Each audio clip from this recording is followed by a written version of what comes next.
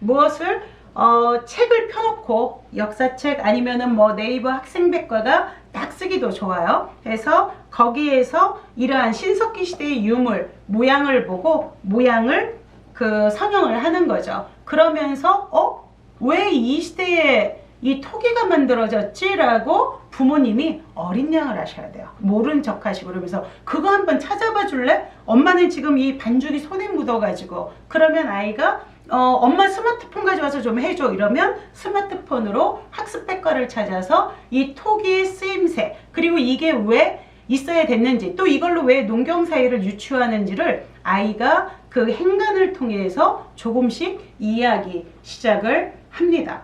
이것을 그렇게 되면은 그러면 이 시대에 이거 말고 농사를 졌다면 그럼 농기구는 뭐였지? 보습. 제가 쓰려니까 나무젓가락도 없더라고요. 그래서 원래 보습은요 이렇게 이 돌을 나무에 이렇게 대서 묶고 그 다음에 또 이렇게 해서 묶어요. 그리고 어떻게 땅을 팠던 도구이죠. 네, 그래서 이 보습 같은 걸 보니까 확실히 땅 파서 농사 지었네 라는 거 확인할 수가 있죠. 근데 농사 씨를 뿌렸는데 비가 내려야 되잖아요. 근데 그때는 뭐 하늘자동 펌프 없잖아요. 그러니까 어떻게 해야 돼요? 비가 오기를 기도를 해야죠. 그래서 무엇을 해? 이렇게 나는 인간이 아니고 또 다른 존재야 라고 가면을 쓰는 거죠. 근데 사실 조개도 조그맣잖아요. 이만한데 이 눈하고 입이 뚫렸다고 해서 그게 정말 주술사의 가면이었을까? 다시 한번 생각해 볼 거리가 있는 거죠. 그래서 어쨌든 교과서에서는 이게 신앙을 이야기하니까 비를 많이 내리도록 아마도 기원을 했을 것이다 라는 유추까지 가능한 것이죠. 이렇게 해서 농사를 짓고 나니까 구석기 시대에는 우리가 이동 생활하면서 막 수렵했잖아요. 그 시간보다 농사를 짓고 나니까 시간이 조금 여유가 있죠. 그래서 무엇을 하게 돼요? 이제 이 실을 짜서 가락바퀴로 실을 짜서 옷을 만들어 입는 거죠. 어찌 보면 복식사의 시작이다 라고 볼 수가 있는 거죠. 이렇게 아이들이 이 신석기 시대의 유물들을 쿠키로 굽는 과정에서 그 시대의 생활상을 어떻게 다 스토리텔링을 할 수 있는 거죠. 이게 바로 빠졌네요. 또 역사의 본질이죠. 역사의 본질, 스토리텔링. 우리가 보통 역사는 객관적인 사실이라고 이야기를 하지만 그러면 한번 내기해 볼까요, 여러분? 김은영은 예쁜가요? 못생겼나요? 어떤 게 객관적 진실이에요? 그렇죠. 보는 관점마다 다른 거죠. 어떤 사람은 저를 예쁘다라고 말할 수 있고 어떤 사람은 못생겼다라고 말할 수 있어요. 그 둘 다 정답일 수도 있고 그 둘 다 정답이 아닐 수도 있는 거죠. 왜? 보는 관점이 다르기 때문에. 역사도 마찬가지입니다. 이것을 어떤 관점으로 읽어냈느냐에 따라서 이 유물의 역사적 사실 또는 진실은 달라지게 되어져 있는데 이것을 그동안 어때요? 이 빗살무늬 토기는 신석기 시대 유물이고 농경생활했음을 알려주는 거야 라는 하나의 정형화된 텍스트를 교과서에 딱 써놓고 그것만이 정답이었던 거죠. 그런데 아닐 수도 있잖아요. 모자였을 수도 있지 않나요? 어찌 보면은 좀 사이코적인가? 자, 어찌됐든 그래서 이 또 다른 가능성을 아이들이 상상하고 이야기하는 거, 이게 바로 창의성이에요. 이게 바로. 그리고 이것이 톡이었다 했는데 모자였을 수 있잖아 라는 것은 뭐예요? 이것을 딱 파괴하는 거죠. 이 파괴에서 뭐가 이루어져요? 재창조가 이루어지는 겁니다. 지식이라는 것도 이렇게 해서 재생산 될 수 있는 거고 바로 우리 아이들이 이 미래 사회에서는 바로 이러한 지식의 재생산자가 돼야 된다는 거죠. 그리고 또 그럴 수밖에 없는 시대의 흐름이 지금 가고 있는 상황이죠. 우리가 이렇게 온라인으로 수업을 한다는 거, 학교를 가지 않는다는 거 상상할 수도 없었던 이야기잖아요. 하지만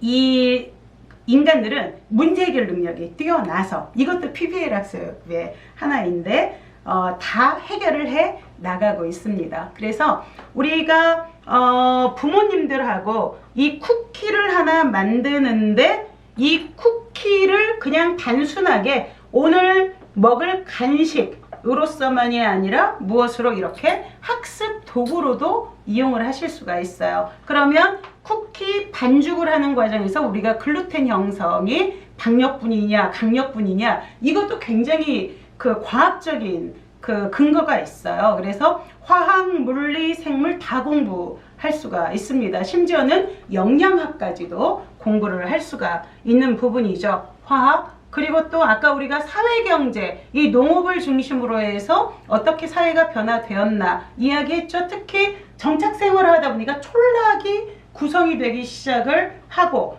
그리고 농사를 많이 지어서 먹을 것이 많이 남은 잉여 생산물이 많은 사람들은 뭐가 되겠어요? 부자가 되겠죠. 더 많은 땅을 차지하게 되고, 그래서 이제 청동기 시대에 가서는 계급이 발생을 하게 되는 것까지도 다 유추해 낼 수가 있습니다.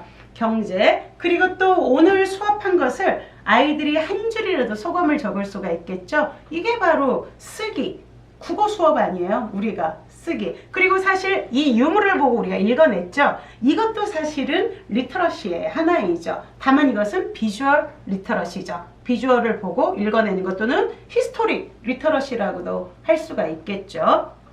그래서 쓰는 학습까지 되죠. 그리고 이걸 성형하는 과정도 우리가 보통 미술 시간에 이러한 그 조각 뭐 이런 것들 만들잖아요. 이런 것들도 애들이 또 이런 똑같은 쿠키라도 좀 미적 감각이 있는 아이들이요 완전 다르게 만들어내요. 스토리도 마찬가지고 해서, 그래서 이러한 총체적인 학습이 이루어지게 됩니다. 그래서 부모님들이 만약에 오늘 우리가 쿠키를 만드는데 신석기 시대를 알아보는 쿠키 만들기를 한번 해볼까 라는 마음을 가지시면, 일단 아이하고는 오늘 수업이야라고 얘기하지 마시고 쿠키 만드는 조금 특별한 쿠키 한번 만들어보면 어떨까? 이렇게 이야기를 하시고, 이렇게 아이들한테 아우 엄마는 그 신석기 시대가 궁금하더라, 빗살무늬 토기가 뭐야? 이렇게 그냥 어리광 모르는 척 이러면서 아이들을 뭘로? 스승으로 삼으세요. 애들도 원래 배우면서 배우기 위해 가르치고 가르치기 위해 배운다. 미국 테크센터에서 이 이슈로 인해서 최고의 교육 효과를 얻었다라는 것을 벌써 2000년대 초에 보고를 하고 있거든요. 그래서 아이들이 가르치는 입장이 되면은 훨씬 더 빨리 배웁니다. 훨씬 더. 그래서 부모님들이 좀 가정에서 일상교육 하실 때는 어린 양 좀 많이 하시면서 아이들이 이 핸드폰이나 아니면은 컴퓨터를 이용해서는 백과, 학습백과 이런 것들을, 아니면 뭐 국어사전 이런 것들을 찾아서 그 어원의 꼬리에 꼬리를 이어서 찾아보게 하는 거, 이거 정말 그 중요한 일이죠.